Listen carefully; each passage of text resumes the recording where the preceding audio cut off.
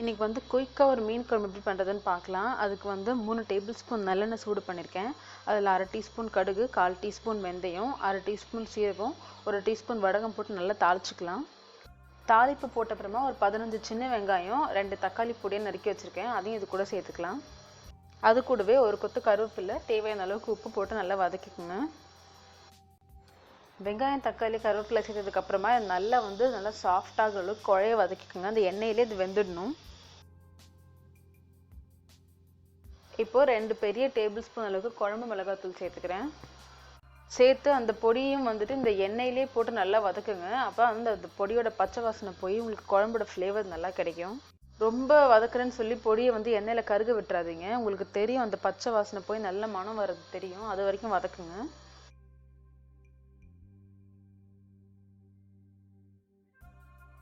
வந்து ஒரு நெல்லிக்காய் அளவுக்கு புளி எடுத்து அதை நான் 2 பெரிய கப் அளவுக்கு தண்ணி ஊற்றி புளி தண்ணியை வந்து நல்லா இழுத்து வச்சுருக்கேன். அதில் 2 கொத்து கருவேப்பிலை, ஒரு 12 பூண்டு தோலோடு நசுக்கி போடணும். ஒரே ஒரு தக்காளி கையாலே கரைச்சி விட்டுக்கணும். இப்போ இந்த புளி தண்ணி, இந்த மிக்சர் இருக்கு இல்லையா, இதை தூக்கி இந்த வெங்காயம் தக்காளி வதக்கி வச்சுருக்கோம்ல, இந்த வானலில் வந்து ஊற்றிடுங்க. புளி தண்ணி சேர்த்தப்புறமா நல்லா ஒரு 10லேருந்து 12 நிமிஷம் வரைக்கும் நல்லா அந்த குழம்பு வந்து கொதிக்க விடுங்க. அப்போ அந்த பச்சை வாசனை போய் குழம்பு வந்து நல்லா திக்காகும். குழம்பு திக்காகிறது நல்லாவே ஈஸியாக கண்டுபிடிக்கலாம். ஒரு 1/4 இல்லை கொஞ்சம் குழம்பு வந்து குறைஞ்சி நல்லா திக்காக இருக்கும். ஒரு 10-12 நிமிஷத்துக்கு அப்புறம் பார்த்தீங்கன்னா குழம்பு வந்து நல்லா கொதிக்க ஆரம்பிக்கும். பச்சை வாசனைலாம் போய் அந்த ஸ்டேஜில் நான் வந்து இங்கே ஒரு மாங்காய் வந்து வெட்டி வச்சுருக்கேன், அதை சேர்த்துக்கிறேன். மீன் குழம்புக்கு வந்து மாங்காய் போட்டால் எப்பவுமே வந்து ஃப்ளேவர் வந்து ரொம்ப நல்லாயிருக்கும், புளிப்பாக டேஸ்ட்டாக இருக்கும். அது கூடவே இங்கே வந்து கிழங்கா மீன் வந்துட்டு ஒரு 20லேருந்து 25 மீன், இது வந்து எல்லாம் பொடி மீன் தான், அதனால 20லேருந்து 25 மீன் எடுத்திருக்கேன். அதையும் இது கூட சேர்த்துக்கலாம்.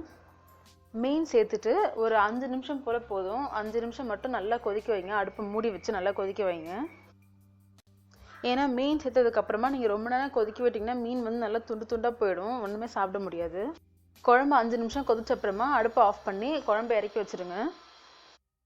உங்களுக்கு ஃப்ளேவர் இன்னும் நல்லா கிடைக்கணும்னா அந்த மீன் குழம்பு வந்து அடுப்புலேருந்து இறக்குனதுக்கப்புறமா ஒரு 1 மணி நேரம் தொடாமல் ஒரு தனியாக அப்படியே மூடி போட்டு வச்சுருங்க.